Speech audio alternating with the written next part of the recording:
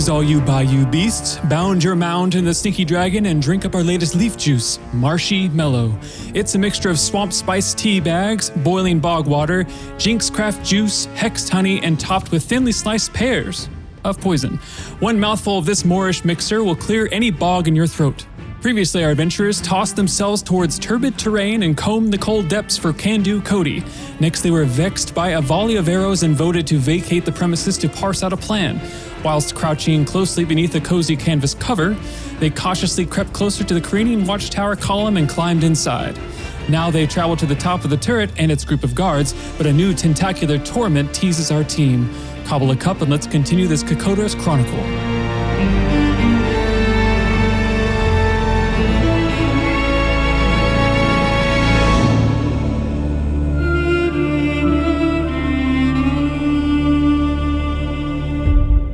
Hello, everyone. Welcome to Tales from the Stinky Dragon. I'm your Dungeon Master, Gustavo Sorola, and I'm going to hit our 4 players with an arrow. I have a good feeling about this arrow today. I feel really good about it, Gus. I think it's going to be a banger. Go ahead. I don't know if you have inside information or not, but this arrow today was submitted by Tove. And the arrow is... Tell me. Blaine, did you know that we're getting a bunch of questions from us and we've been asking them? I just, patterns and things. I've been noticing some stuff, Tell me about your perfect first date. Okay. Roll dice. Roll dice. Perfect first date. Everyone roll a d20. Yeah, let's see the order. 14. I also rolled a 14. 7. Critical failure. Roll off, Chris. 14. 17. So it's going to be Barbara, Chris, Blaine, John. Yes. Oh, going first, so much pressure. Oh, I never podcasted before. That's not true. I've never podcasted, not in my whole life, Gus. What are you talking about? You have done it, and your character has a podcast as well. Oh my gosh, you're right. 13, 14 years of podcasting under your belt? Yeah, I think 13 and a half. Get it together, Barbara. Yeah, I know. Well, hello, stinkers. It is I, Barbara Dunkelman, main character of Stinky Dragon. You forgot your guy. Yeah, I play Doug Boone, the male bugbear artificer, who is also Battlesmith. Fun fact. Ooh. And, if I was being honest, Gustavo, my perfect first date would be no date at all because it's very nerve-wracking to be face-to-face with another human being that you're trying to impress. True. And that's one of Doug's worst nightmares. But I think if I were to have a perfect first date, it would be via Zoom call because that way you get to know each other a little bit, you have some conversation, but yet you're still in the comfort of your own space and, not necessarily having to spend money on each other if you don't know if it's going to work out yet. And that way you kind of break the ice without having to be somewhere, in public and maybe sweating profusely and, all the fun stuff that comes with being on a first date. So that would be Doug's ideal. Doug, I see me in this photo and I don't like it. Take this down.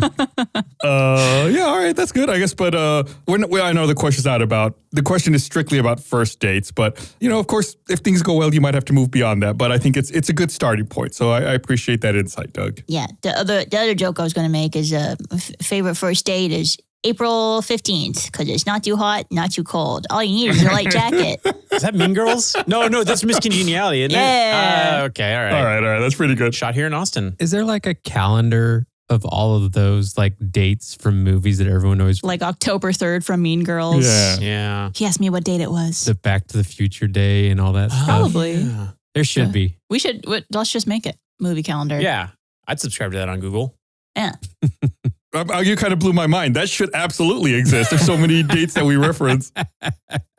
Man, yeah, that's great. Okay, sorry. Yeah, okay, thanks, Doug. Yeah, that's good information. Next up, I believe we have Gunther. Hi, I'm Chris Demarais. I play Gunther, the male Croakfolk fighter. And I have to disagree. I don't think April 14th is the best first date. 15th. I have to disagree. I don't think April 15th is the best first date. If anything, it would have to be April 1st or March 1st or maybe February 1st. 15th is just not first. But Rooster Teeth? No.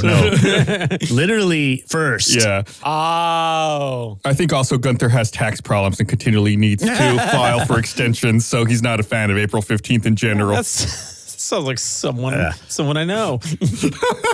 But if we are talking about the date as in where you meet someone, then I have a different answer, and that would be, I don't know if this is actually a date, but it was the first time I really got to know Punya, my now wife.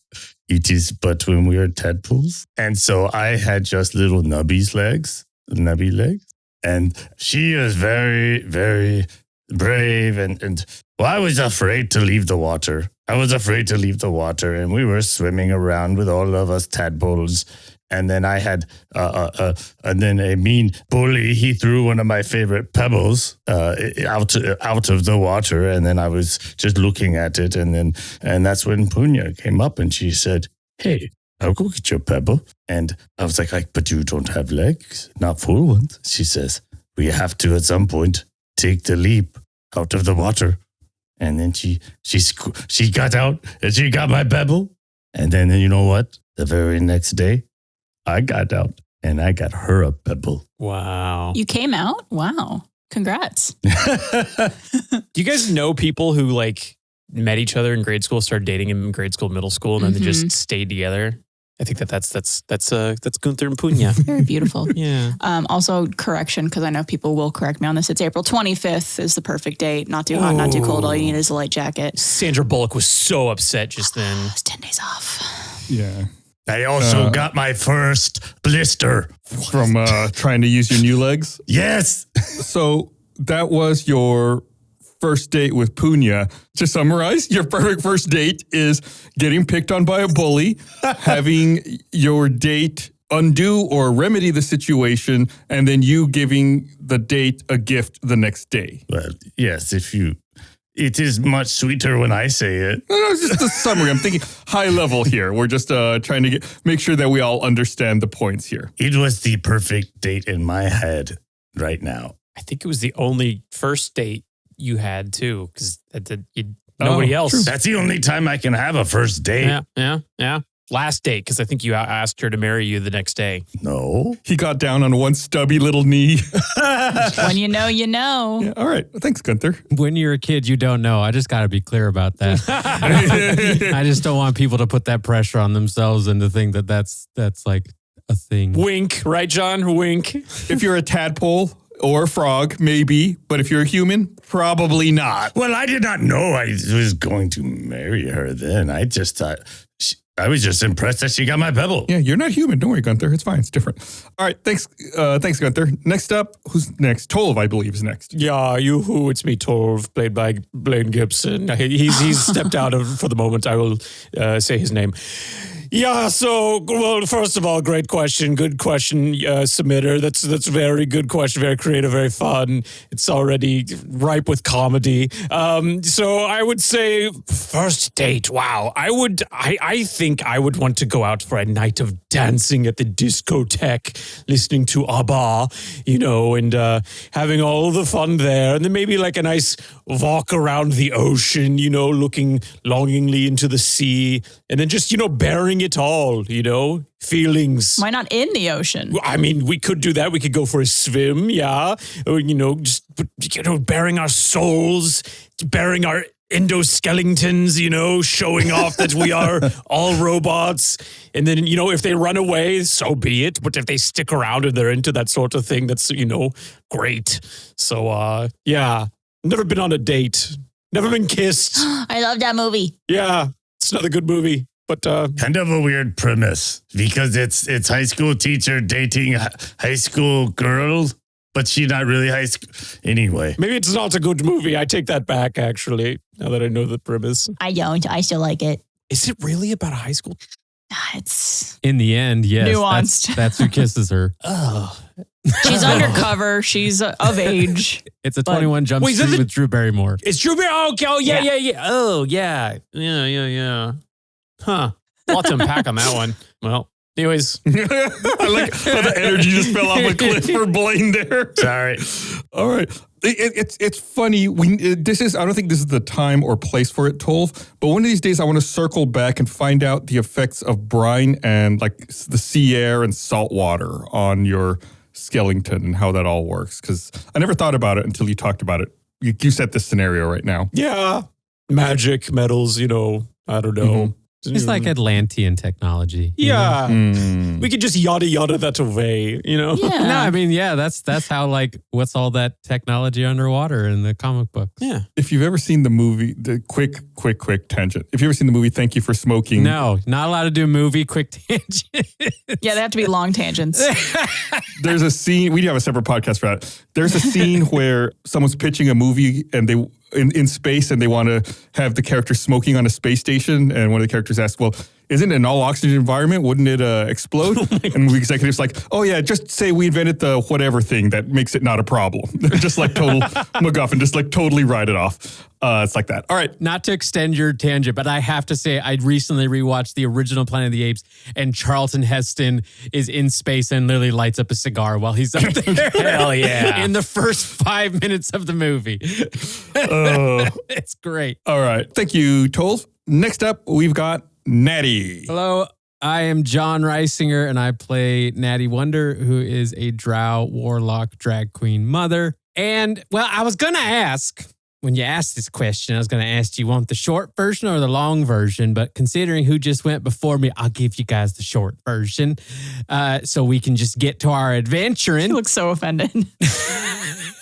No, it's fine, because I'm the same way. Like, my first date is with, my favorite first date would be what my wife did with me on our first date when we first met. And it was like, talk about ideal. It was in a dream. So, it was a dream date, And it was actually, it has a little bit of connection to what Tove listed as his favorite date, because while he decided he'd like to go dancing at some thingamajig called a discotheque. I did go dancing, and my wife came and took me to this like elegant ballroom kind of setting, but it was like magical, and the floor was clouds, and there was like magnolias all over the place, and they were singing the music, and we danced all night, and then we went and walked through this graveyard. And that was also, and we just talked as we walked through the graveyard, and the stars kind of just, they whooshed around, and at the end of the day, they formed a picture of both of us, stars in the sky. It's funny because the juxtaposition of like who Natty is and that character, and even the visuals of that character mixed with like death and like walking around in a graveyard and being married to death, like it seems so... Yeah. They shouldn't fit together, but they do. Also, might I add that this is just another Sandy Bullock movie while you were sleeping. It's right there. Another kind of problematic movie. A woman falls in love with a man in a coma, Wow. There's a lot of bad romance movies that have questionable premises. It's true. It's true. It's the 90s and early 2000s, baby. Yeah, Barb, I like to think, I again, just to connect it to another movie, because that's the only way I connect with people in life, apparently, is I watched Addams Family, and the lady who is like not part of the Addams Family, but then marries cousin It. She's like that, where she's like a normal, like chipper, cheery, like stereotypical domestic wife kind of person, but then like she's married to a little monster and part of the Addams family. But she was evil, though, wasn't she? No, was you're thinking of Addams Family Values. The one who tries to woo Uncle Fester. Also, guys, love is love. Yes. If it's an axe murder, go love with is it. love. My wife and I were walking through Target the other day, and they were playing, that in-store music, and it was the MC Hammer Addams Family song from like the movie in the 90s that came on. And I turned to my wife, I was like, man, this is a deep cut. Do you know what this is? And I told her, and she's like, you love this song, don't you? That's why you know this. Like, she's like, I've never heard this song before. It's a great song. I was like, it was super popular. It's terrible. It's an awful song. Anyway. I love that she nags you as well. Is that your perfect first date, Gus? Yes. Listening to MC Hammer in Target.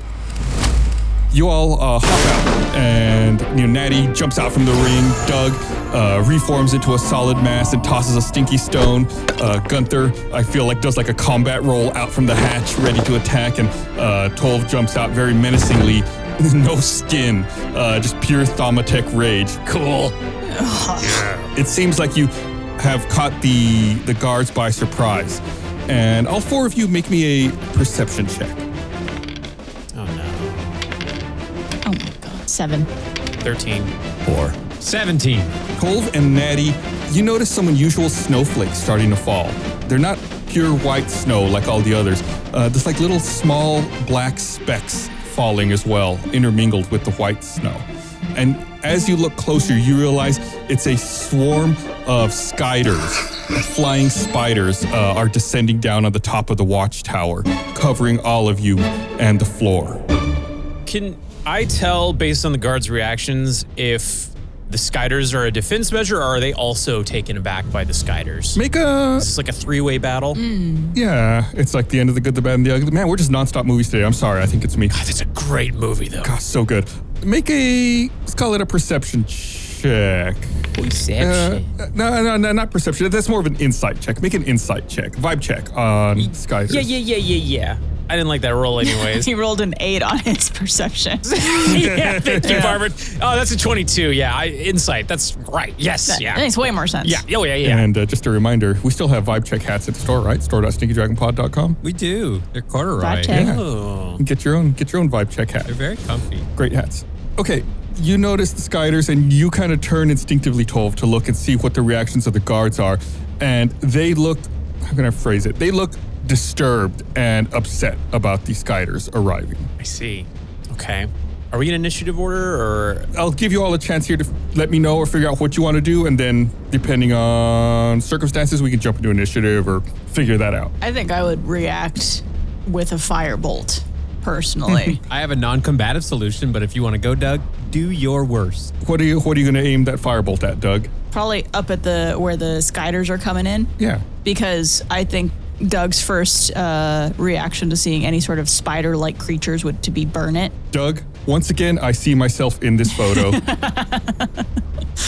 I think I have a good reaction as well. This is very similar vibes of like the southern guys who shoot their guns up into a storm. All right, so is there a roller? You just you hurl a mote of fire at a creature or object within range. So you make a ranged spell attack against the target. It is a 26. Oh, I'm pretty sure that's a hit. I'll double check that. What's the AC on these skyders? Skyders, they're heavily armored. Yeah. They're made of titanium. They fly, so they could dodge. They're wearing full plate. Yeah. That hits, Doug. Okay, it does 2d10 of damage, and that is a 14 total.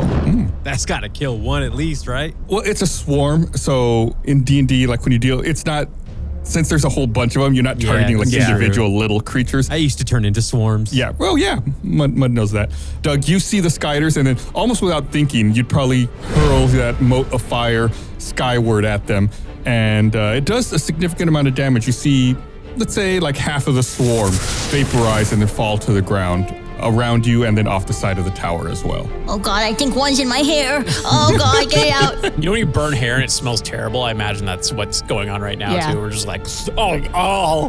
Tolf, did you say you had a reaction as well? Yeah, so I have something fun called the Mittens of Mushrooms. I used them once on the Volcaniconda. There it is, yeah. Yeah, there it is. Mushroom-covered Thaumatek gloves, smells musty, spongy texture, glows near fungus. I didn't realize that. Huh, interesting. Making a fist releases a fungal spray, 15-foot cone. So I can get into failure and all that stuff. But I wanted to target as many of the guards as I can in that 15-foot cone to just kind of like, before we get into all the combat, throwing them off their guard and kind of confusing them. Yeah. So you make a fist and you blow these spores out in the direction of the guards.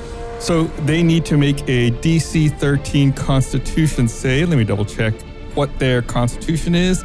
They have, was that a 0? +1. So I need to roll a 12 or better on this for them to succeed. Yeah. And here it goes. Boop. Prefer if you roll badly. That is an 8, which is a 9, which is a failure. So the guards are unable to form short-term memory. 15-foot cone. There were 6 of them up here. You could probably get 3 or 4. Is it 4? 3 or 4? We'll go 4. You're able to get 4 of them. Take it. That was Gus trying to do the geometric math in his head of like, all right, if you took a 15, he was trying to figure that out. I was trying to imagine a 3-dimensional 15-foot cone and I knew what was translating going how many on. people would fit in there. I know you. I'm just imagining it like in video games when you see the cone of, like the... With the fart sound, too. Yep. Yep. Yeah, Blaine, you roll a 1d4. You roll a d4 to see how many rounds are unable to form short-term memories for. That's 2 rounds. Do we all get kind of a surprise attack? Sure. We'll call it a surprise action. Gotcha. We have to be violent. Yeah. I wonder if the Skyders were actually nice. I had that thought too. I was thinking that they're kind of like the soot sprites. The soot sprites from like a Ghibli movie, How you know? long, Barbara, how long has that intrusive thought been forming in your head? Ever since I burned half of them. You haven't said anything since your like modifier, and I'm like, that's been on your mind since that moment happened. Yeah. Oh, you're so sweet. As they fell to the ground. We're here to help you. In Spider, you heard them yell, watch after my children. Good Samaritans, they're going to help these other people escape. Let's go in. We've been following you guys for miles in the preparation to protect you from harm. We were just gonna make a message above a pig so it wouldn't get eaten. Some frog. Gunther or Natty, someone have an action they want to take here? I'm second guessing if what I wanted to do I should still do. Do it. Don't second guess? All right. Natty casts darkness. That really tickles Chris. Yeah, it's gonna create such chaos. Yep. I mean, it would have been, it's still helpful. And I got to read you how, like, how big is this tower? Actually will determine, like, what's the radius of this tower, Gustavo? It's pi divided by, it's about I want to say it was about 30 feet. I'm double checking to make sure that that's correct. 30 square feet? 30 feet wide in total? Or diameter. Diameter? Yeah. Okay, perfect.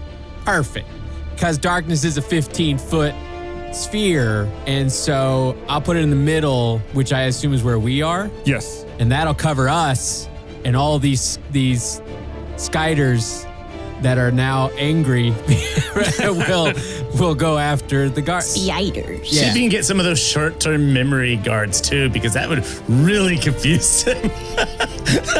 I cast darkness, and the darkness spreads around corners. A creature of dark vision can't see through this darkness, and non-magical light can't illuminate it. And so, yeah, we're all in a little protected darkness. You know how we're on a train? What if you cast it and then it just held the position? It just gets blown away. Is it like quantumly fixed in a position, or does it travel with me? That's a great question. I think if I was a jerk, I would say it would stay in place. So then it stays in place then. There's actually, you can cast darkness on an object and it travels with the object. Yeah, do that. Oh. So Natty casts it on her ring. Okay, so it's permanently centered on your ring. So if you move around, it moves with you. Yeah. Okay. So there you go.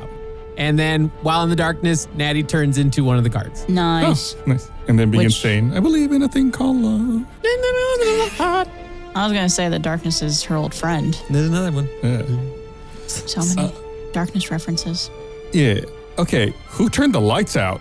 Wait, none of you can see then either, right? Nope. Right.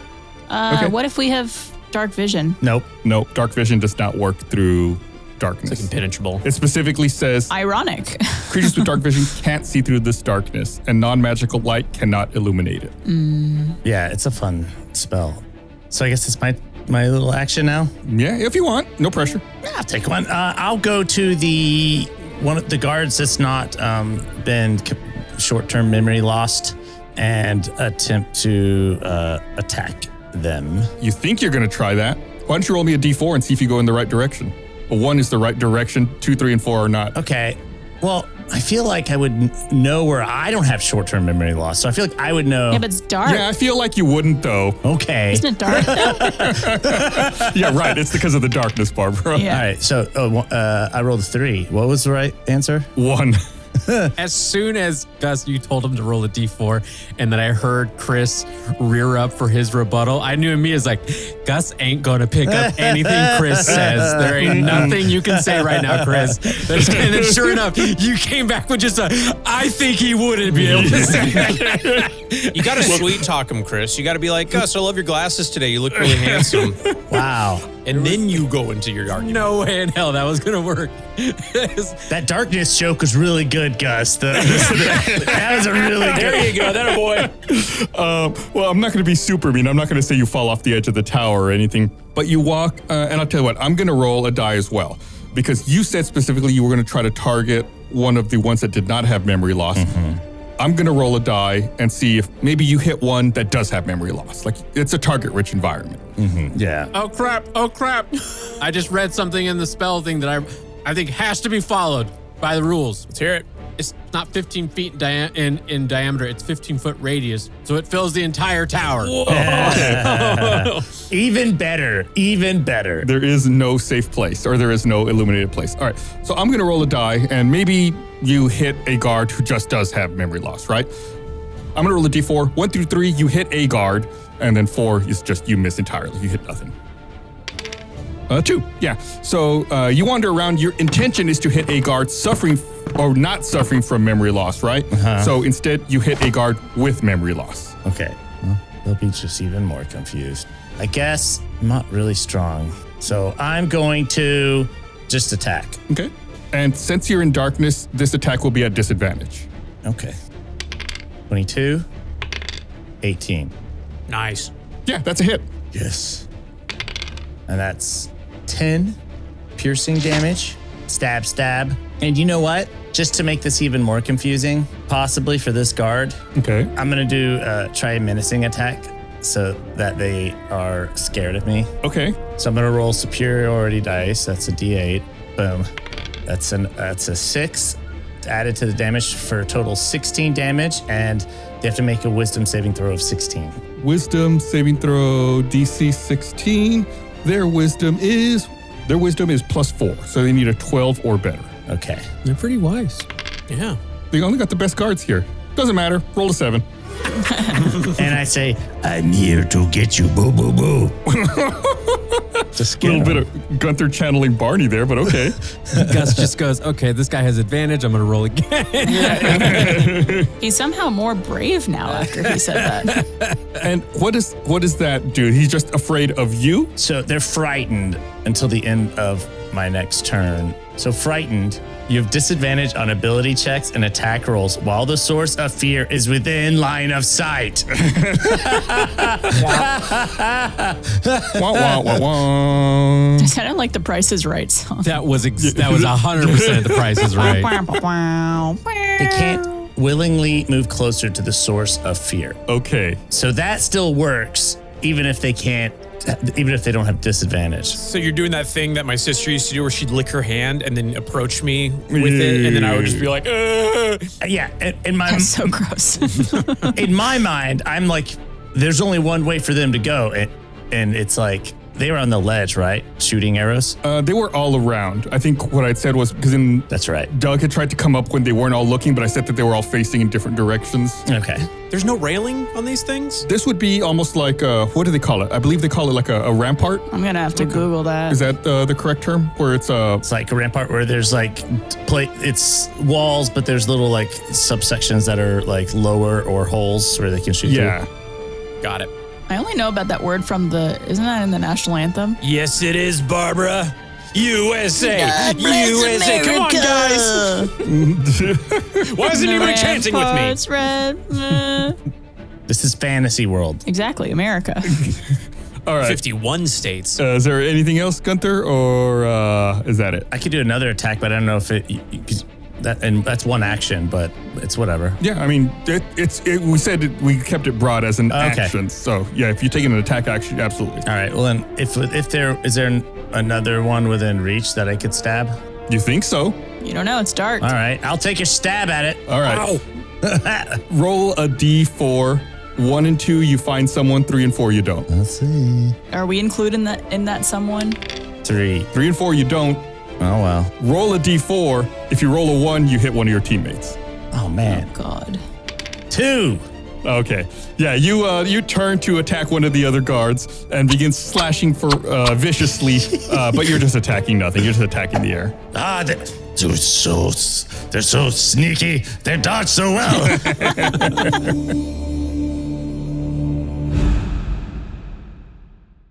Did you know that we make a post show for every episode of Tales from Sticky Dragon? It's called Second Wind, and it's where we look at the gaming module to learn how things could have gone differently, what we did right, what we did wrong, and what the heck we were thinking. Here's the clip.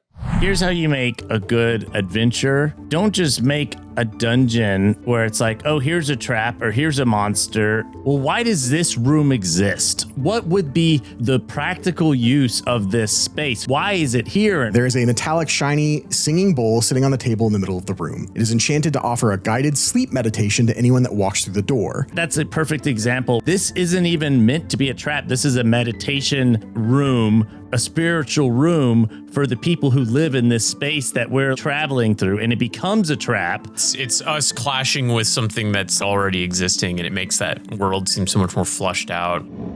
Wow, I actually sound almost smart there.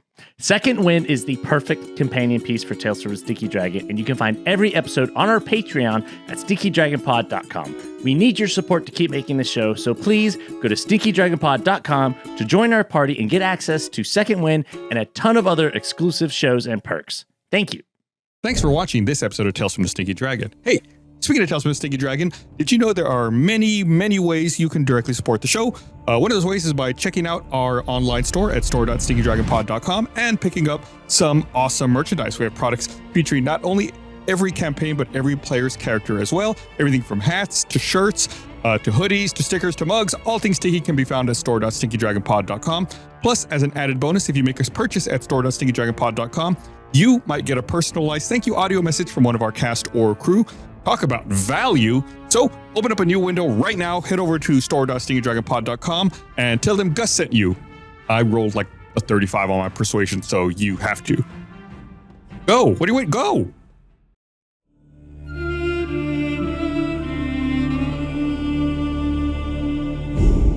Yeah, let's go and let's make this official. Let's roll some initiative here. Yay! 3. 19. 14. 12. Okay. And What do your nerds roll, Gus? let's see. You stinky guards. The guards are 6, and the skyders are 15. Wow. I think these shouldn't be called skyders because it keeps sounding like you're saying scotters, and they should just be ska spiders. Ooh, you're skanking on us. I always think of Bruce Green when I think of ska. Yeah. I was going to say stop or Bruce Green's going to show up. Yeah. I don't know how he's gotten so associated with that music genre. I'm going to go get my trumpet. That sounds like a curse more than anything. I wouldn't want that association. I know. What kind of music would you want to be associated with? Hair metal, hair rock, glam rock, stupid 80s rock. For me, Baby Shark. That's it. Oh. That's a good one. I'd want to be associated with the soundtracks from for Tales from Sticky Dragon, which you can stream on music platforms. Oh.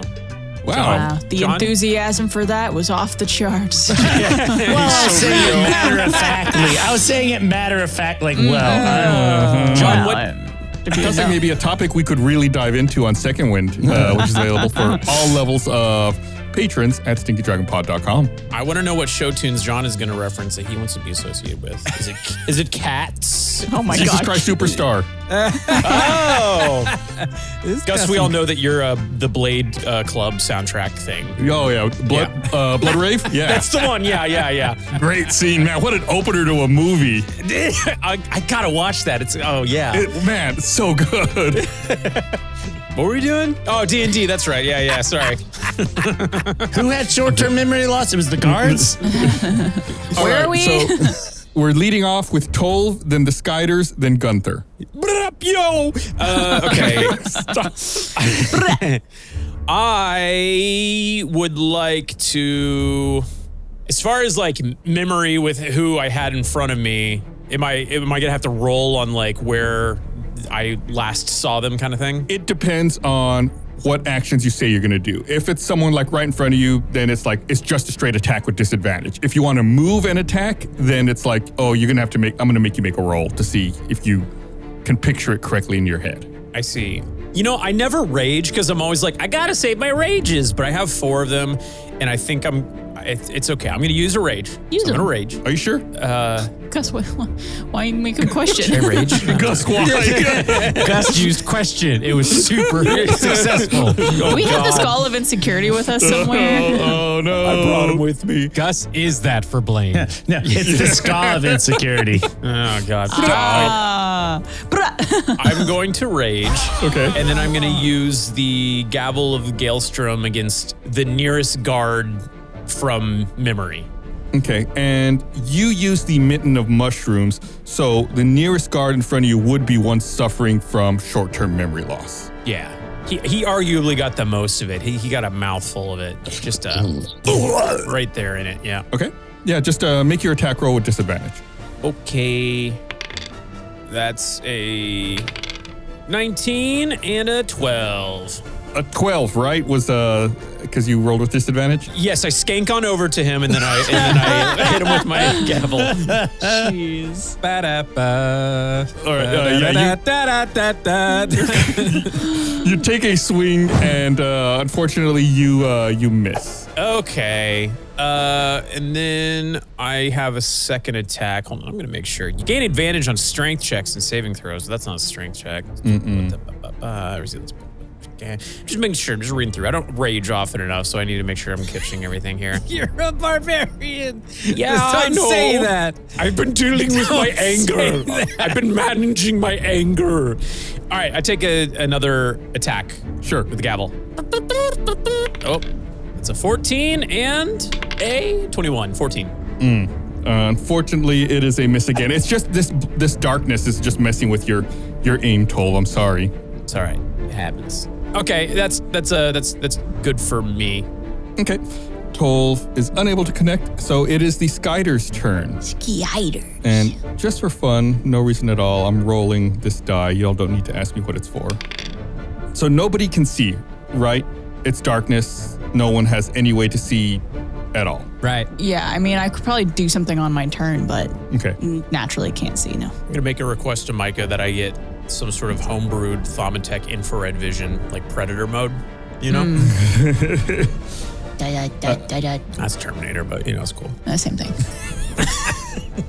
Right? Same thing, right, Blaine? Well, it's not different. They both have Schwarzenegger, so, Natty, you feel something crawling up your legs. Like, Giggy, get off. no, this is like little legs, almost like insect legs, just climbing up and starting to swarm all over your feet and your legs. Oh, okay. And you begin to start to feel little bites, like insect bites. How big are these spiders? Yeah, they're pretty small sized. Are they actual spider size or are they like little monster spider size? Bigger than actual spiders. They're in D&D, they're classed as tiny, so they're not like the size of a dog or a cat. If that's what you're thinking, they're small creatures, Like a chinchilla.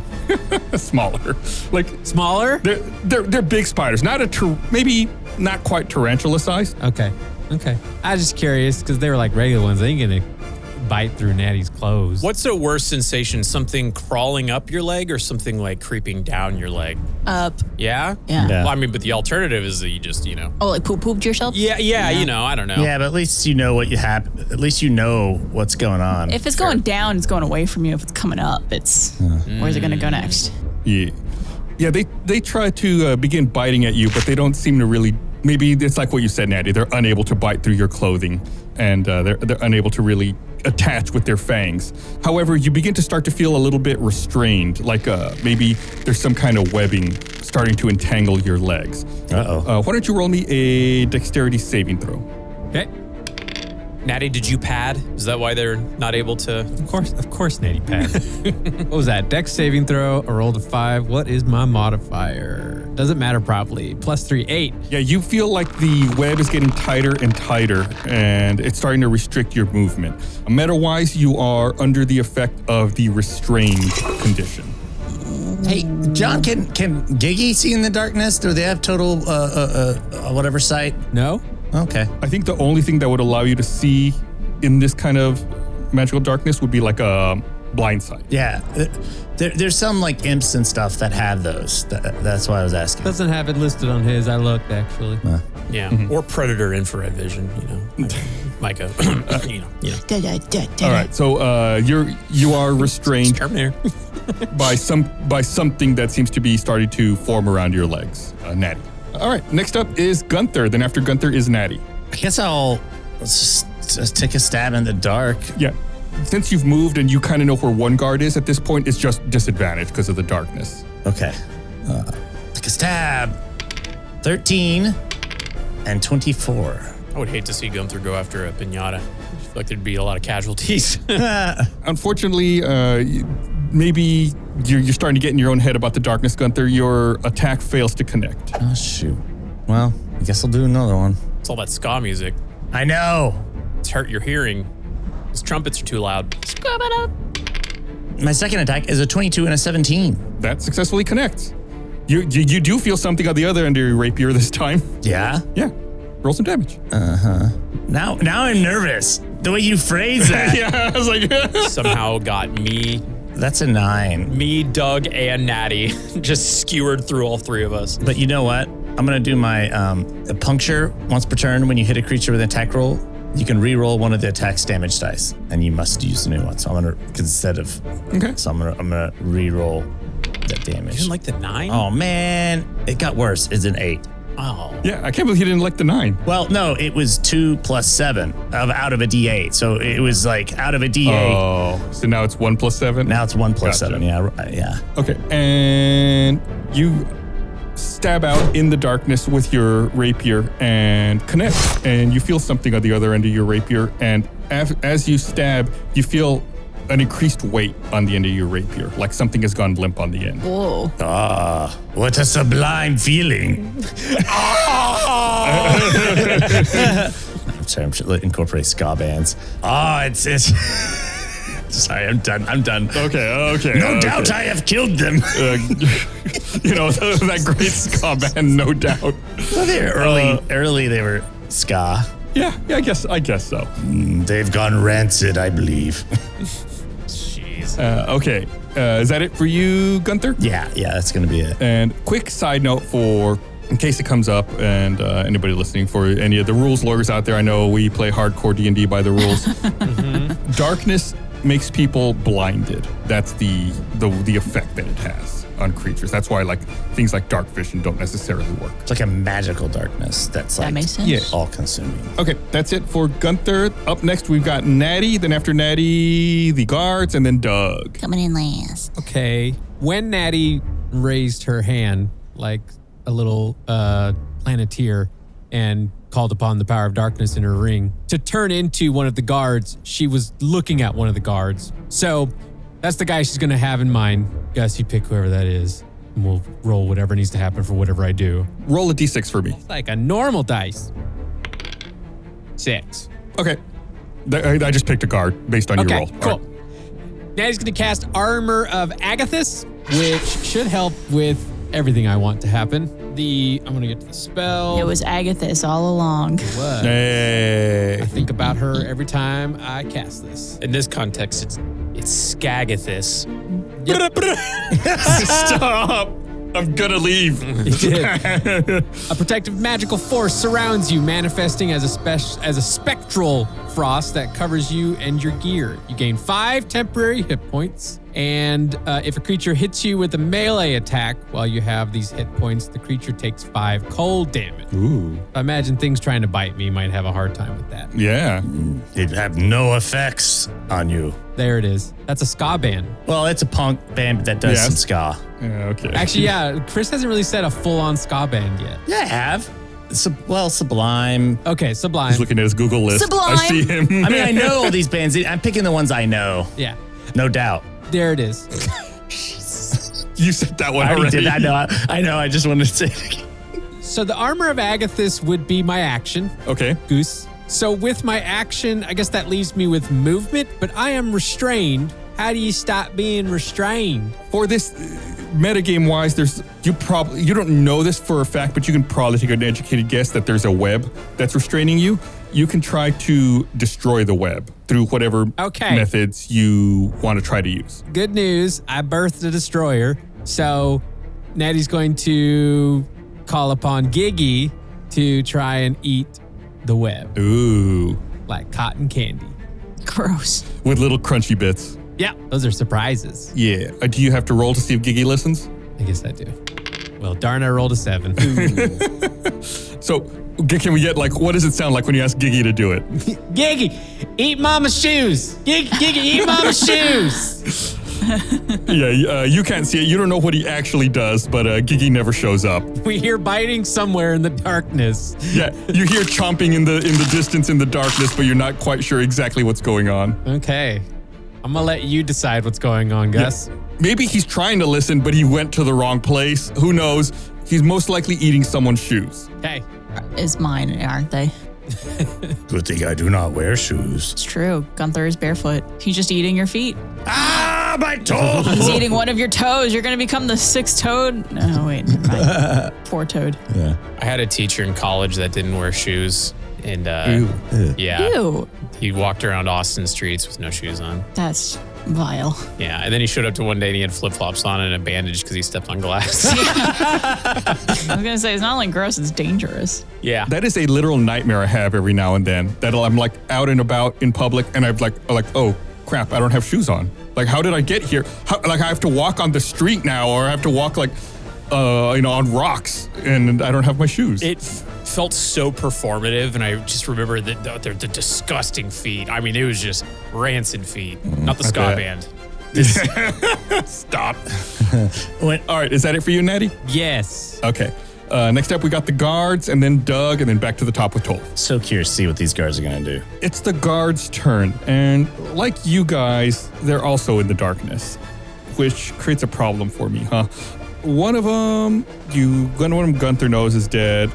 4 of them are affected by the mitten of mushrooms, which leaves 1 alive that is not affected by the mitten of mushrooms.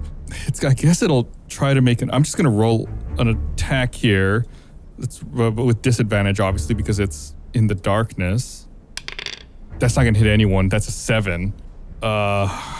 You sound so sad. Yeah, well, it's like I didn't even bother trying to call someone out. It's like it's probably not going to hit anyway. I'm sorry, Gus. You want me to take down the darkness, Gus, so you can do something? No.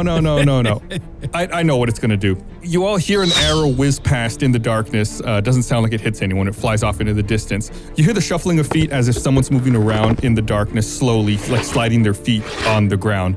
And then you hear like the clicking of metal, almost like gear. Is it the Cupid shuffle? Almost like metallic gears interacting with each other. Oh, like where they did the thing that extends the prison to the prison? You don't know, Chris. I mean, if it's dark, so you can't see, but you do hear some kind of mechanical mechanism activating. And that's it for the guard. So then it's Doug. Then after Doug is Tolv, and then the Skyders. I feel like with Doug's ability to equate things and use his senses with his math skills, he'd be able to maybe hear things and be able to tell how far away or where they are in relation to him. Like Daredevil. Yeah. You, the bat. Oh, yeah. Yeah, maybe, sure. Do you want me to roll something to check? What do you have in mind? I would like to swing my hand axe. You have an invention that you might be able to test here. Oh. Is that with me? I didn't send that off already? No, I don't think you've sent it off yet, because you were supposed to show it. You're supposed to take it and show it off. Yeah, it basically uses echolocation to bring in wildlife towards the machine I have. Cool. So could I guess try that out? Yeah, what's it called? Isn't it have echolocation in the name? Is the Echo Pulse Locator? Echo Pulse Locator, yeah. What if it was like echo, location, gadget? It just spells out Elga. I lost the thread. Spelling it. I was like, are you spelling Elgato? So, yeah, maybe you have this. It's in the name, Echo Pulse Locator. Maybe you could use this to try to help you out. Yeah, let me try it out. Yeah. Yeah, I strap it to my back and I try it out. What does it sound like? That's exactly what I was going to ask. It sounds like this. Hello? Hello? Hello? Hello? It's just my own voice that I've recorded for it. That's the best answer ever. Okay, and what is your goal with this? My goal is to bring, I guess, the guards closer to me. Okay. And be able to tell where they are in the space. Because, echolocation, it would like bounce off of. Yeah, why don't we make a check against the dice pool? I need to stop playing a smart character because I'm not, my knowledge is not matching. It's so funny. Why do you think Blaine and Chris play the characters they play? She's got a point. Well, what is your dice pool at? Do you have that written down? I don't know if I have that written down. I think I've rolled it once before, and I think I got rid of 1 dice. That's what I was thinking, yeah. Okay, yeah, so we were at 4d6, so let's do a 3d6 dice pool check. That is a 2 6s and a 2. So the 2 is dropped, which means you've dropped 1 more dice, so now you're down to a 2d6 in the dice pool. Okay. So you strap the Echo Pulse locator to your back and begin emitting your hellos out to the darkness. I would say that it probably begins attracting the guards that are currently affected by the mitten of mushrooms. Since they're not forming short-term memories, it's like they're having a conversation with someone. Hello? Like back and forth between you and them, or between your device and them. There was a time when I was a teenager over at my friend's house, and her grandmother was in the other room, and she farted and said, hello, because she thought her fart was someone else coming into the room. Whoa. And so that's just my favorite. Goals. Yeah. I was like, I want to be that old lady. Hello? Talking to your own farts? Yeah. Gus is almost there. Almost. Yeah, so you can't see it, but some of the guards begin shuffling in your direction slowly. Okay. And I'd probably be able to hear that. Yeah. Okay. Then I will use my hand axe to just whoosh out in front of me. So metagame-wise, since you use the Echo Pulse locator, which specifically helps you find and bring things to you, you can make this attack roll with no disadvantage. Oh, okay. Cool. I'll use my hand axe, swing and a swing. That's a 19. That is a hit. And that does, just 2 points of damage, slashing damage. Okay. And you know what's funny? I was looking at my character sheet the other day, and I don't know when I got this. I have an extra attack Oh. You do? that I just have never been using. But also, I guess I don't attack very often. I think you just got it from this past level. Oh, maybe. Okay, cool. That makes sense. Yeah. Congrats, Doug. Thank you. Oh, thank you so much. I've been, I realized after you use one hand to do something, you could use the other hand to do something. Yeah, I don't know why I didn't think about that. Genius. Feet come next. If you come next, yeah. So I'm going to just attack again the same way. Okay. That one, don't know if that's going to hit. It's a 9. Ooh, no, that is not enough.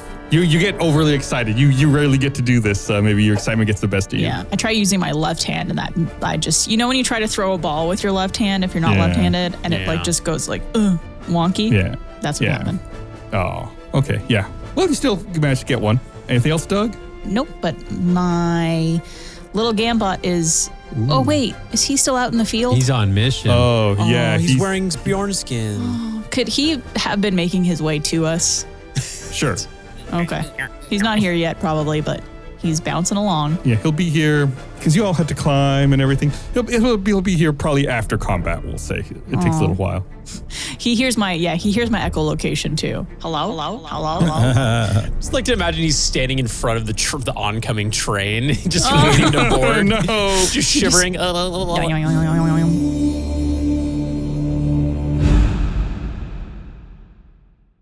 Hey everyone, I want to tell you about something really awesome we're doing over on our Patreon. We've been playing Baldur's Gate 3, the award-winning D&D video game, but completely in character as Mud, Bart, Kyborg, and Gum-Gum. So if you think our normal adventures are chaotic, wait until you see us in a fully open-world RPG where anything is possible. Bart's looking for love, Kyborg tries to solve every problem with backflips, Mud tricks me into using Bart as a weapon, and Gum-Gum is learning about life and where babies come from. So if you like the Infinites, this is for you, and it's only on our Patreon. We've got a whole collection of exclusive gameplay videos, like John and I playing Elden Ring as Gunther from Campaign 3. There's also D&D one-shots and mini-campaigns with new characters and wild adventures. So go to stinkydragonpod.com, where you can access all of our exclusive content and a bunch of other cool perks. That's stinkydragonpod.com. It is the best place to directly support the making of this show. Thank you so much. I'm Micah Reisinger, writer, editor, and composer of Stinky Dragon. Beneath the dramatic dice rolls, the spellbinding storytelling, and hilarious hijinks lies a secret ingredient. A force so powerful that few dare speak its name, but you seem trustworthy. It's called music. Every piece of original music from Stinky Dragon is available to you for the low, low price of free. Are we sure about that? That's a typo, right? It's got to be a little bit more than that. Okay, it is free. Okay. All right. My entire catalog of Stinky Dragon soundtracks, that's 13 albums of sweeping orchestral scores, pulse-bounding battle themes, and emotional ballads, now yours to underscore your epic D&D sessions or set the mood while you mow the lawn or walk your fur babies across the road. I don't know, whatever you do to listen to music. Stream Stinky Dragon soundtracks now wherever you get your music for free.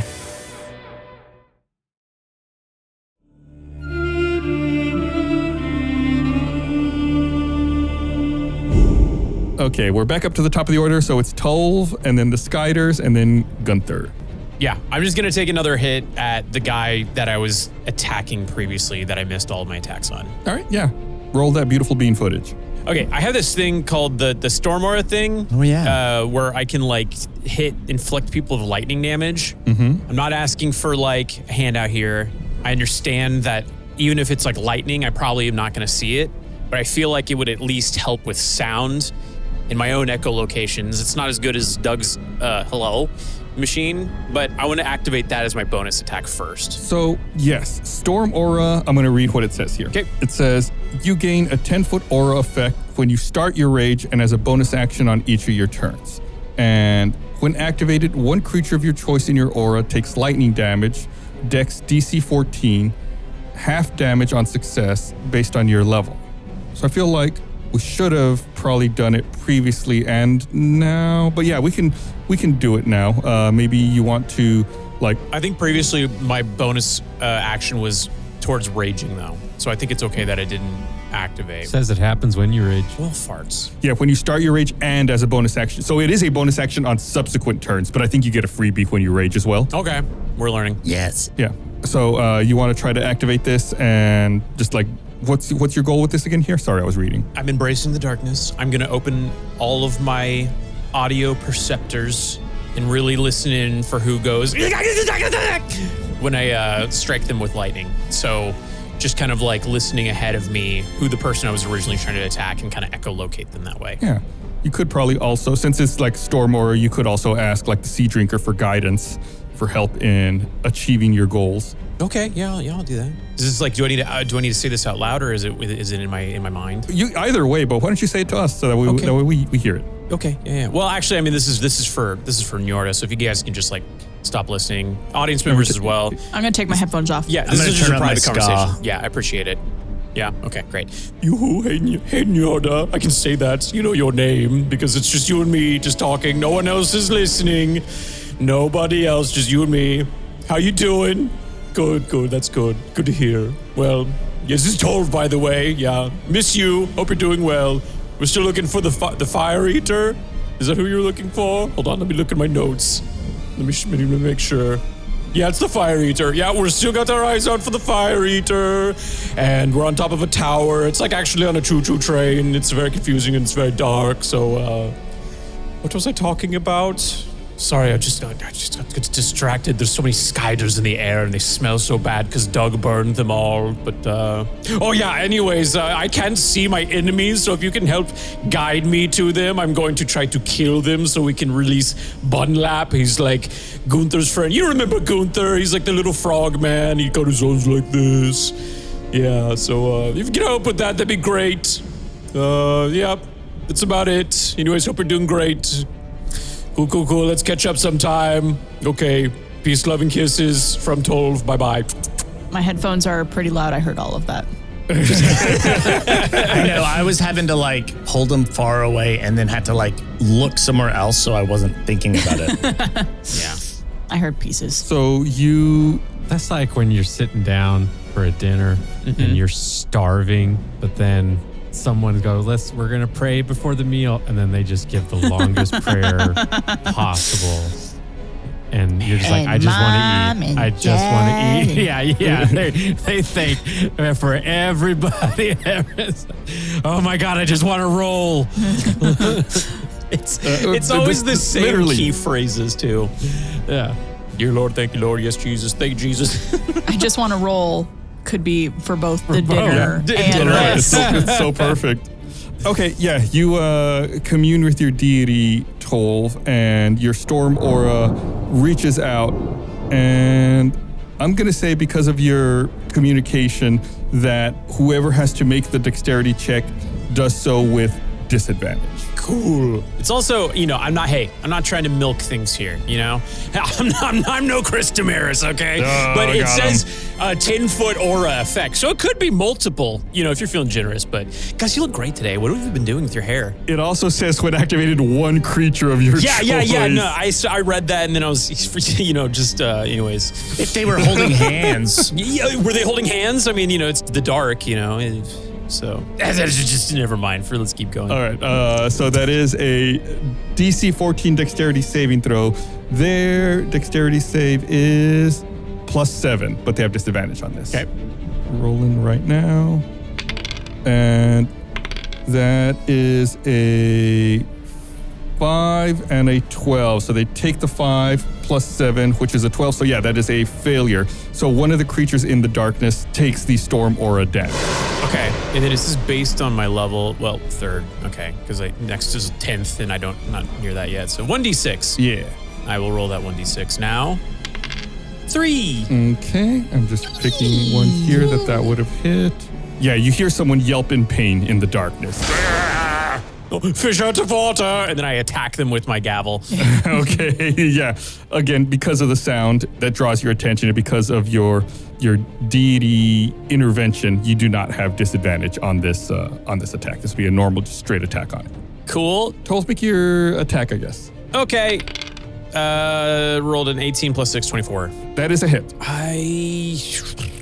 Let me see. Hold on. Actually, I'm going to let my inventory decide this if I'm holding my shield. It is not equipped, so this is a two-handed attack. So that's 1d10 + 3. Ha-cha-cha. Gus, did you just notice that growth? I'm trying. He's like the Grinch. His heart grew bigger. Except 3 it's his times brain. the size. my skull hurts. I think that's a 4. 1 + 3. Yeah. Okay. Is anything else? I have an additional attack. I didn't know if you wanted me to go with that. I was going to stop down, so I wasn't like, and then this, and then that. Yeah, we'll say that the guard or whoever, the creature that you're hitting, is still standing if you want to do that additional attack. Okay, gonna roll again. 21. That is a hit. All right, two-handed. That's a 7. Okay. You bring your weapon around and strike mightily, and you feel whatever it is that you hit crumple to the ground beneath your mighty machine muscles. Got one. Cool. You know, I'm gonna call it there. I think that was fun. Yeah. My prayer took long enough. All right. That is it for Tolv. It is the Skyder's turn. Okay, they have restrained Natty. They were unable to bite. They're gonna move on. But they also can't see, right? From a metagame perspective, I'll let you all know this now, spiders have blind sight. Son of a. That's because they have 8 eyes. I mean, come on. I'm gonna retcon that. Instead of moving on, the Skyders continue crawling up Natty. Stop it. And you can feel them coming up your torso and then down your arms onto your hand. And they convene entirely around your ring that is the source of the darkness. Oh, interesting. Does that stop it? Yeah, then as they're doing so, you see the darkness begin flickering in and out.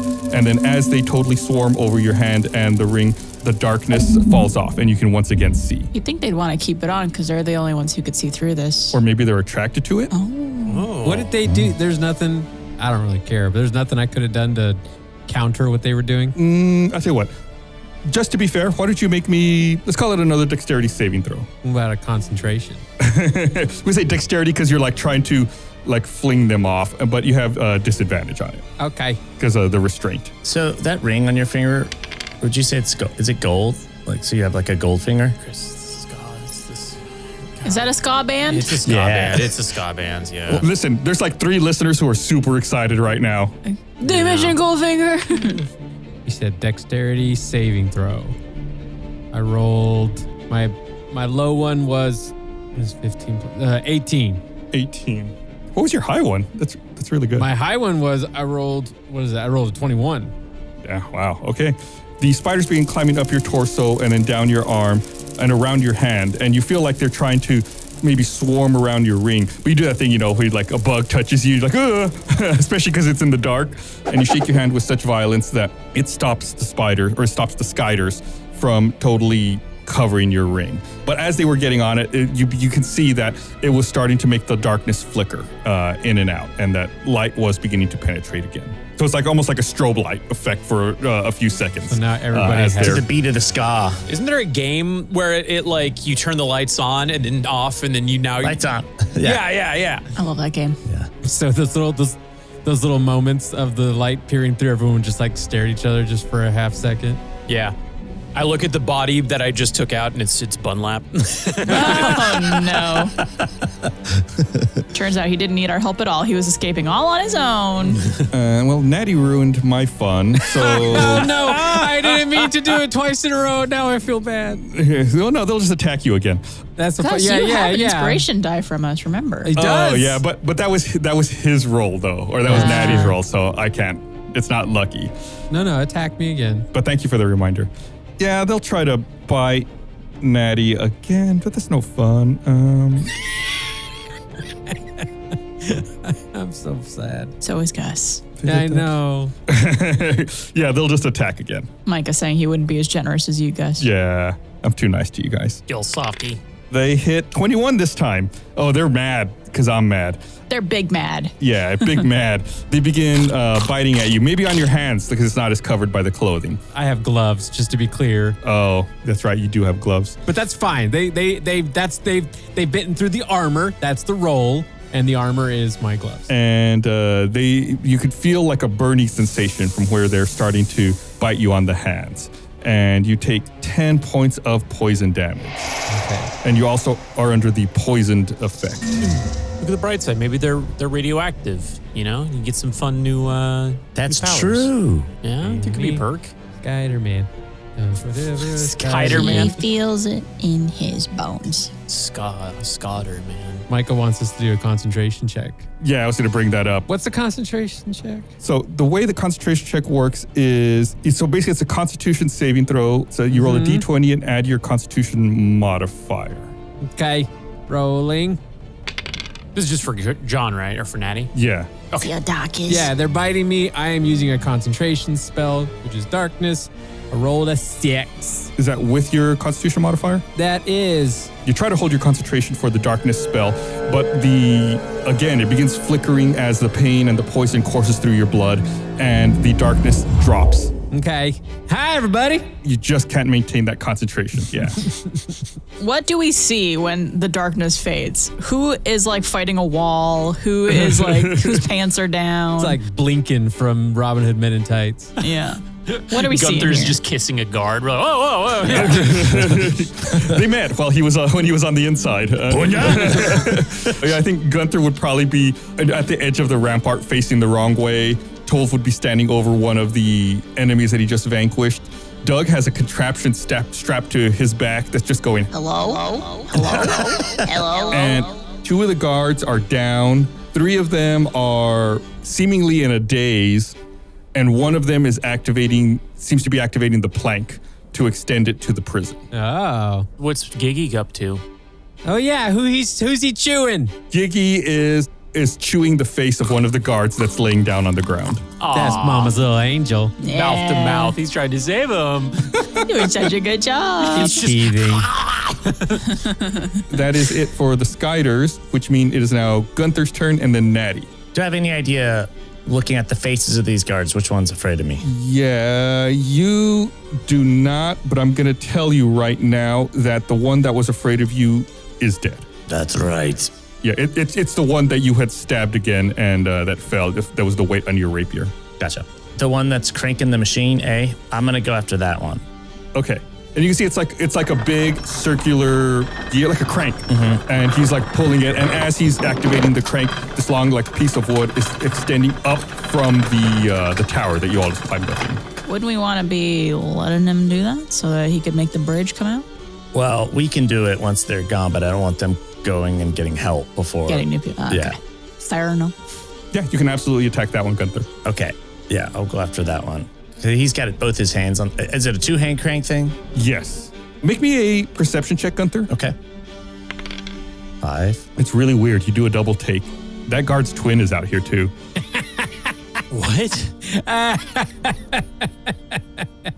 What's going on? I don't want to say. There's 2 of them. Like, there's another guard that looks identical to that one. I figured it out. There he goes. Yeah. Right, Natty's disguised as one of them. Yeah. So yeah, you rolled a 6, John, for your disguise, and that's this one. I'm keeping track of all of them. It is this one that ran to the crank. Nice. That's so good. That guy's having the worst day of his life. Like, he's just like, whoa. Yeah, and then I'm gonna attack it. Okay, Attack the block. All right, that's a 24. that's a hit. All right. Believe it or not. Believe it or not.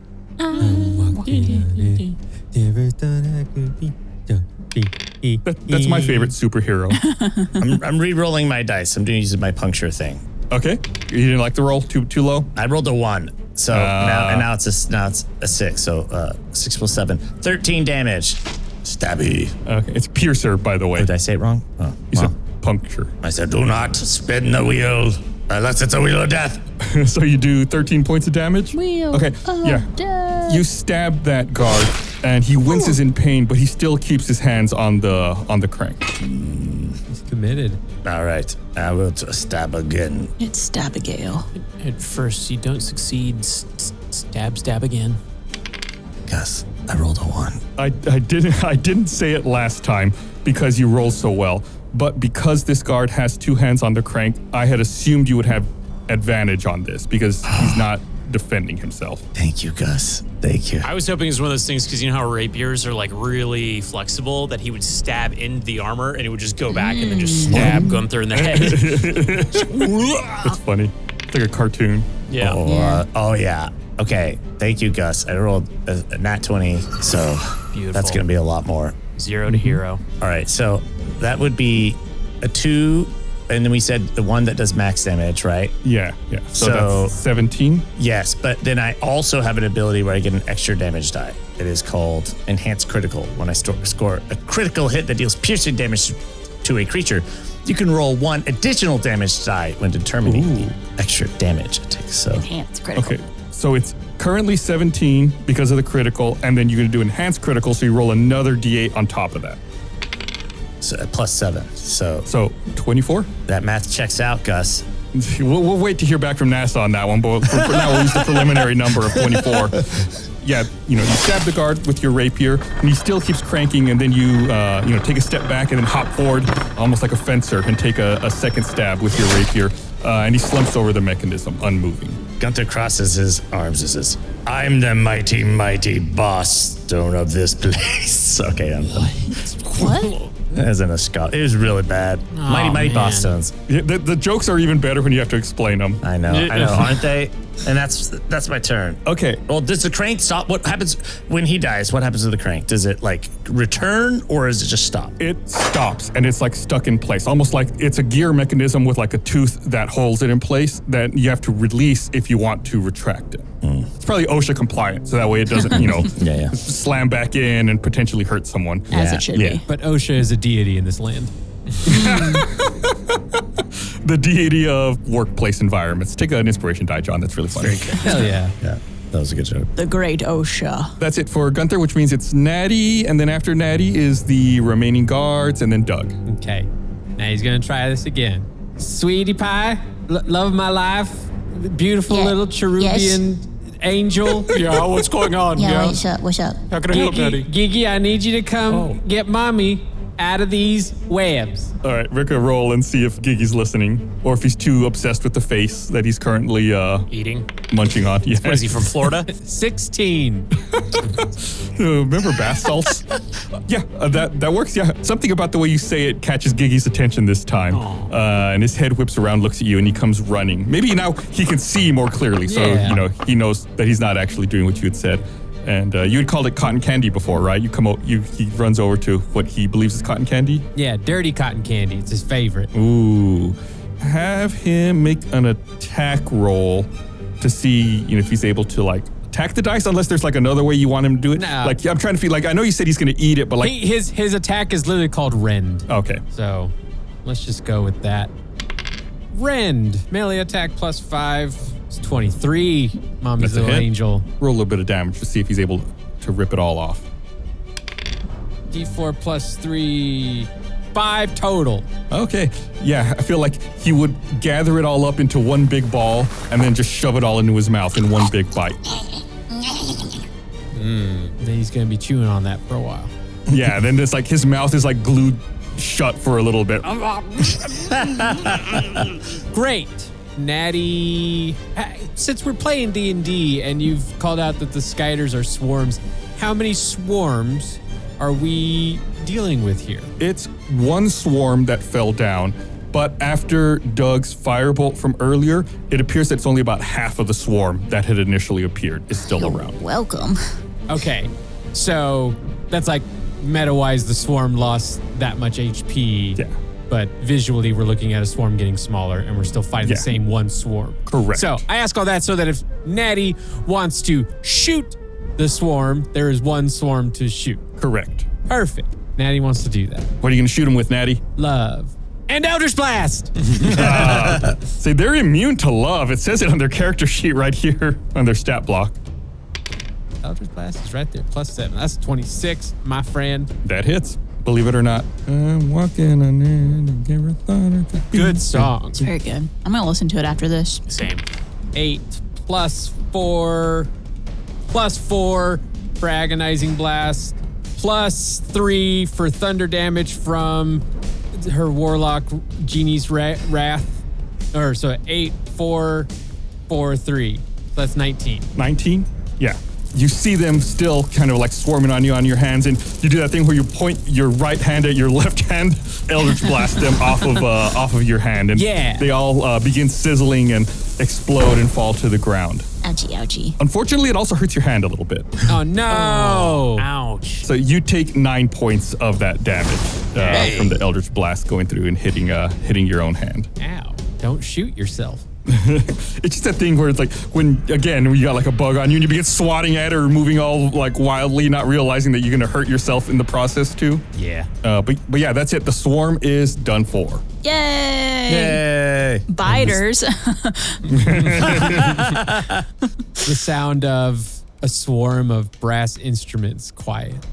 Oh, just Scott died in the 90s and now it dies again. It did. It died doing what it loves most. Biting the glove of a drag queen? Being referenced. Oh, there you go. Gigi did something. I did something. I'm going to high five Captain Grumbles and let my turn be over. He's not here. All right. There are 3 guards left. These 3, however, were affected by the Mitten of Mushrooms. These 3 guards are gonna get beat. But this is the last round they're under the effect of Mitten of Mushrooms because you rolled a 2. But they are still under that effect and they wander around seemingly like not really knowing what they're doing. Have any of you ever had twilight anesthesia? Yes. Yes. I imagine that's what it's like because I've had it too. And it's just like nothing is sticking. You may as well be asleep or not there because it's just not registering at all. Twilight anesthesia? It's like you're awake. It's like when they read you the books while you're in surgery. So then you learn about Edward and Jacob. And It's really bizarre if you've never heard of it. You are awake, but your brain is not forming memories. So you're there, but it's like you're on autopilot. I think they use that for my colonoscopy. Yeah, I had an endoscopy and that's when they I didn't had put it. you down for that? Well, I don't remember anything, but I think they'd use it so that, because they have to tell you like, okay, we need you to shift or whatever. Right. I'm glad there was an F in that word you just said. Listen, it's the freakiest thing ever because I'm like, this is That's very true vulnerable. serum. That's just true serum then. I remember when they gave it to me, I had my endoscopy and they wheeled me into the room to do the procedure. And like right as I'm getting wheeled into the room, it's like multiple injections. They gave me the final one as I was getting wheeled in.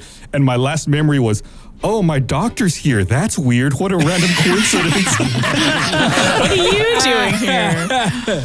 And and that's before the final dose. Then the final dose hits and you're like, I came to and I was eating a barbecue chicken pizza and I looked at it and I thought, who ordered this? I hate barbecue chicken pizza. And my wife looked at me and said, I told you not to get that like 5 times when you insisted you wanted it. Getting it. There's a Rooster Teeth animated adventure of this. I love that one.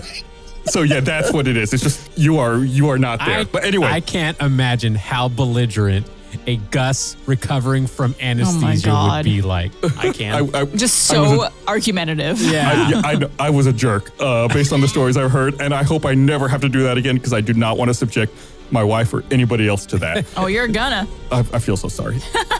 So all that to say, these 3 guards are eating barbecue chicken pizza. Okay, all right. They're not here. Twilight. So we're gonna go ahead and skip past them and go to Doug. Then after Doug is Tolv. Would you say they're all kind of like in a central spot? Yeah, because they all were affected by the mitten together, so they're all clumped up. So if I were to say cast Firebolt, like in that area, usually it's just, I think, targeted at one creature, but if it's fire, would they all be affected potentially? Line up your shot like it's pool or something? Yeah. Yeah. I love yes-anding, but I'm going to say no on that one. This Okay. one will just affect one creature. Okay, so instead I'm just going to use my crossbow to shoot at the one closest to me. Okay. Oh, dang it. 11. Yeah, that's not a hit. It goes wide. You can have my inspiration die. Really? Yeah. Oh, thanks, John. 14? No. No! Doug, you're just not used to using this crossbow. Your hands are a little shaky and the shot just goes above their head. Well, is Gambot back yet? No, I think we said Gambot would come back at the end of combat. Gambot back. Man. Guys, just because every round is 6 seconds, and this is our second round, so it's been 12 seconds. Yeah. Okay. Well, all right, who's next? All right, that's it for Doug. So we're back up to the top at Tolv, and then Gunther, and then Natty. So when do the mittens wear off? Is it on your turn or at the top of the round? Because if it's the top of the round, they're aware again. Micah, help. It says, mushrooms-covered Thaumatic gloves, smells musty, smudgy texture, glows near fungus. Making fist releases spray, 15-foot cone, DC 13 con save. On failure, target unable to form short-term memories for 1d4 turns. On success, target loses concentration, train of thought. It doesn't really say anything. Since we used that on what we coined like a surprise round, we're going to say that it ends now at the top of the turn. So they're, not that it matters much, I don't think, but they are aware now. Okay. Yeah, it changes a little bit of what I was going to do, but that's all right.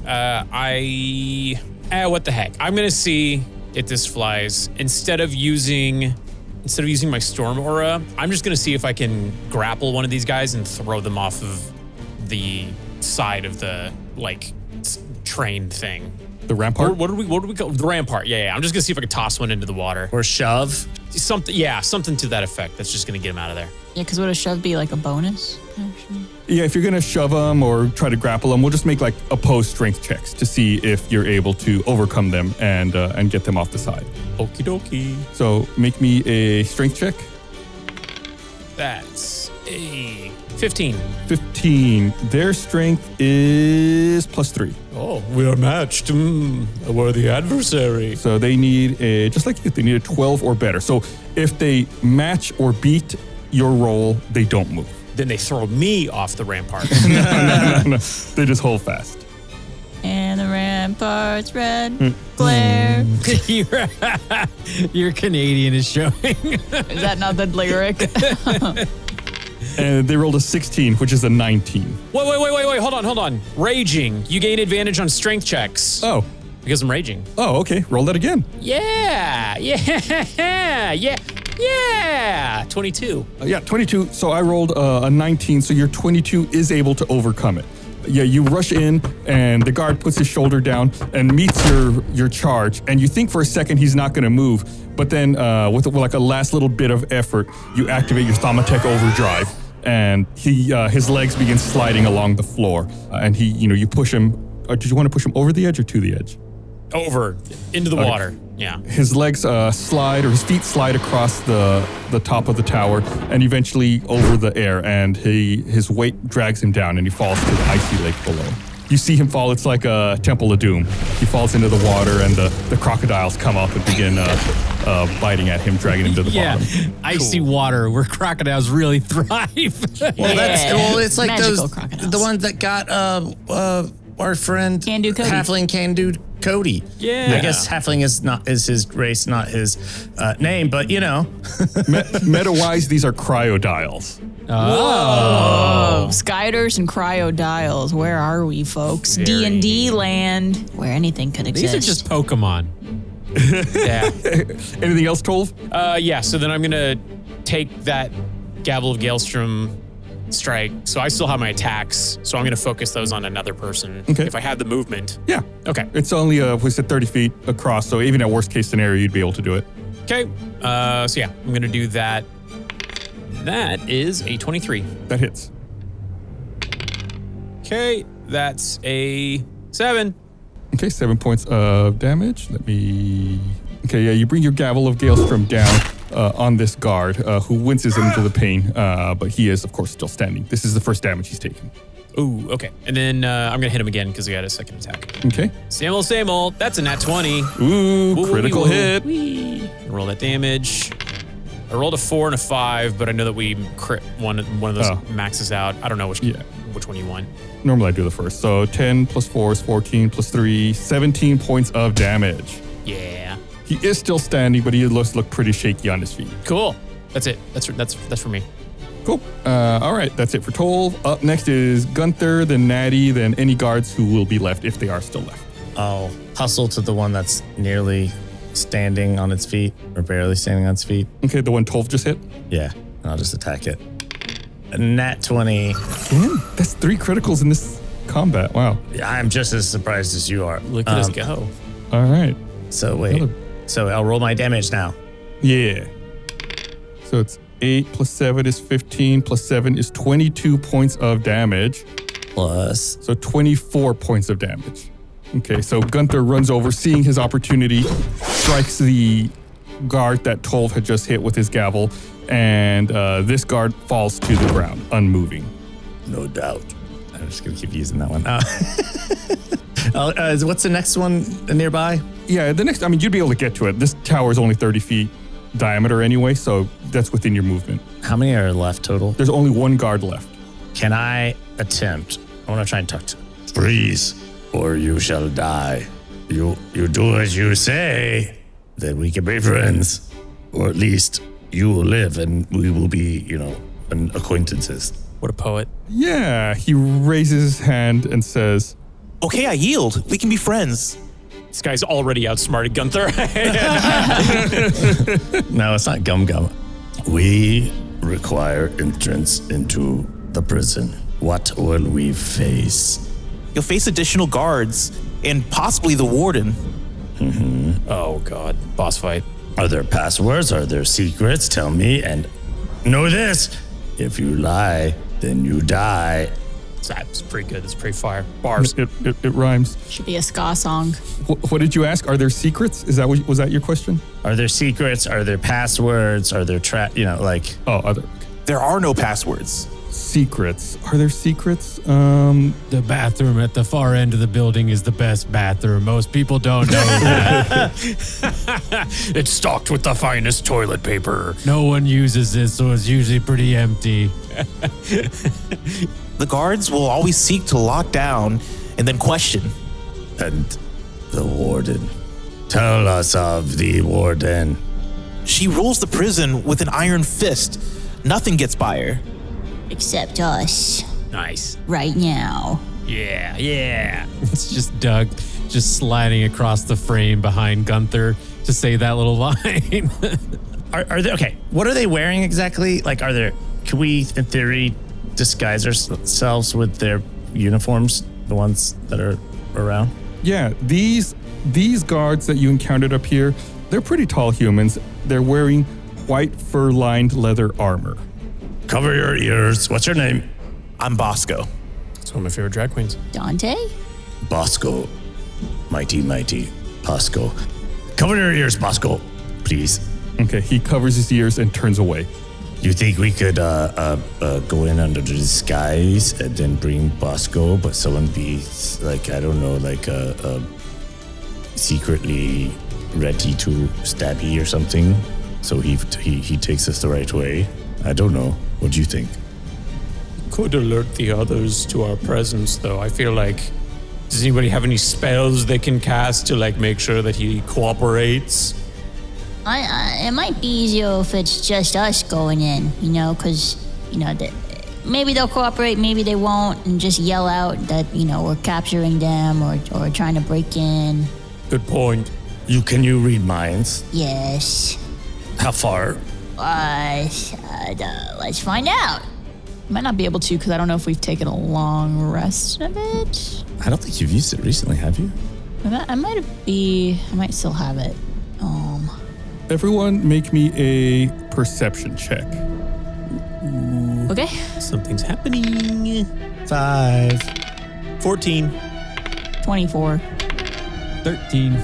Doug, as you're, thinking this over and trying to figure out your move, you hear the sound of footsteps running, and you look up to see Bosco making a dash for the crank. And he begins very quickly extending the plank, and it drops down to the prison. Natty shoots him. There you go. Yeah, make your attack roll. Thanks for doing that for us. Now we don't have to do it. That's a 19 plus whatever her modifiers. That hits. Yeah. So go ahead and roll your damage. Yeah. 3 plus 4 plus 4 plus 3. So 14. 14. Yeah, that's good. Yeah, the force of the blast hits Bosco in the back, and he loses his footing and falls over the edge of the tower into the icy depths below. Natty leans over the edge and tries to shoot him again before he gets in the water. With a loud slam, the gangplank finishes extending and then slams down onto the roof of the prison across the lake. And you see a horde of armor-plated guards and a woman aboard the plank and quickly run across and accost you all. Natty starts pulling the crank up so that while they're crossing it, it retracts. They've already accosted us. Yeah, and the woman commands the guards, Arrest and incarcerate these invaders. We'll deal with them in the prison.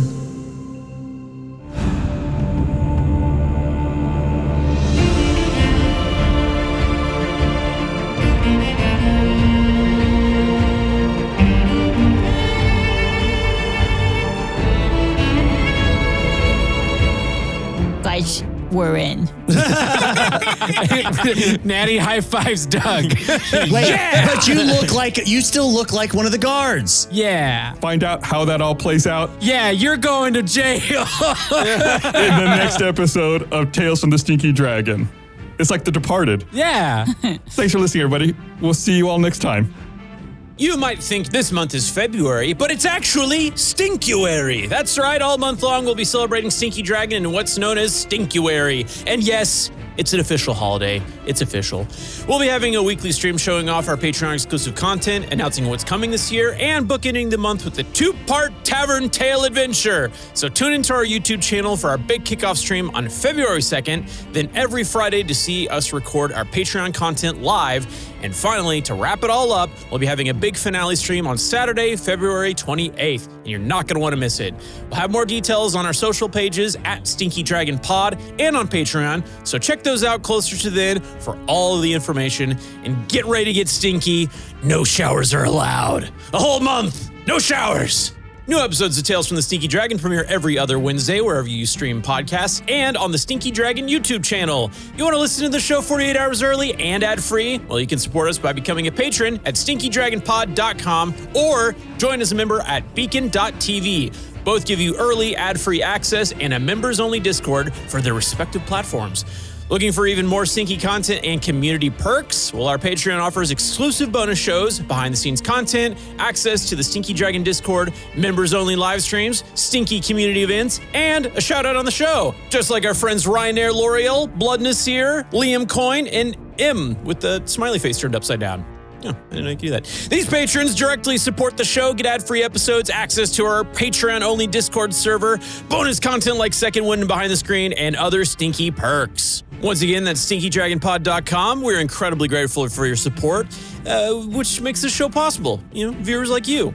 Hey, some of our friends voiced NPCs in this episode, and listeners who interacted with us on Stinky Dragon Discord had NPCs named after them. The character Bosco was named after Crazy Guy 343 and was voiced by Kinda Funny's own Blessing Adeoye Jr., and he can be found at Blessing Jr. on social media. The Warden was named after Terrell, and they were voiced by Fiona KT Howitt. You can find them at Fiona KT Howitt on Instagram, and her most recent podcast project is Last Line Rewind, a new horror anthology podcast where tabletop role-playing game brings the terror of the TV glow to life. This week's arrow question was submitted by Tolv. Yoo-hoo, I love that guy. This episode of Tales from the Stinky Dragon was produced by Ben Ernst and Micah Reisinger, written and composed by Micah Reisinger, and edited by Alina Lakorchik. Tune in next week for another thrilling episode of Tales from the Stinky Dragon.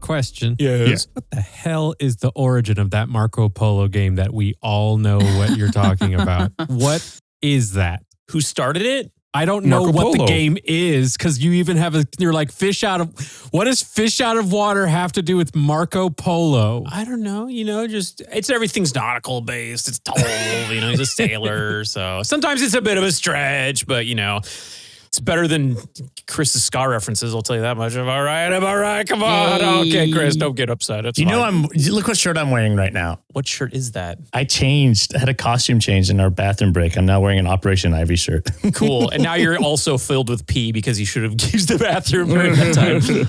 What's Operation Ivy? Is that a ska band? Punk ska band. Oh.